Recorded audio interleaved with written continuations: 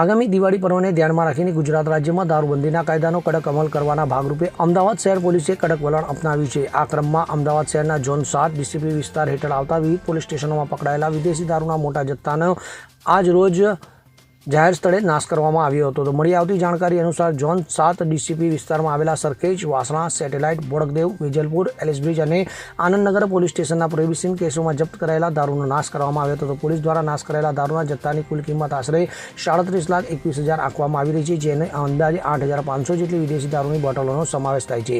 તો આ કાર્યવાહી દરમિયાન ડીસીપી ઝોન 7 સહિત અન્ય ઉચ્ચ પોલીસ અધિકારીઓ અને સંબંધિત સરકારી વિભાગના અધિકારીઓ ઉપસ્થિત રહ્યા હતા। તો દારૂના વિશાળ જથ્થાનો નાશ કરીને પોલીસે બુટલેગરો અને ગેરકાયદેસર દારૂના વેપાર સાથે સંકળાયેલા તત્વોને સ્પષ્ટ સંદેશો આપ્યો છે કે દિવાળીના તહેવારો દરમિયાન પણ પ્રોહિબિશનના કાયદાનું ઉલ્લંઘન કરનારાઓને છોડવામાં આવશે નહીં।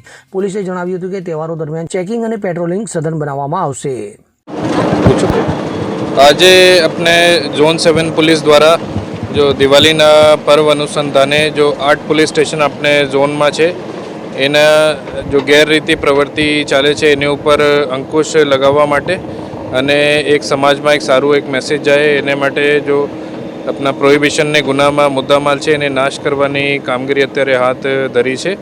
એમાં 8,500 જેટલા બોટલ જેની કિંમત 37 લાખ જેટલી છે અને 160 જેટલા ગુનાઓમાં જો મુદ્દામાલ જપ્ત કરેલા છે એને નસ્ત નાબૂદ કરવાની કાર્યવાહી અત્યારે ચાલુ છે। रुस्तम शेख સાથે CN24 ન્યૂઝ અમદાવાદ। હવે જુઓ દેશ દુનિયાની તમામ ખબરો તમારી આંગળીના ટેરવે।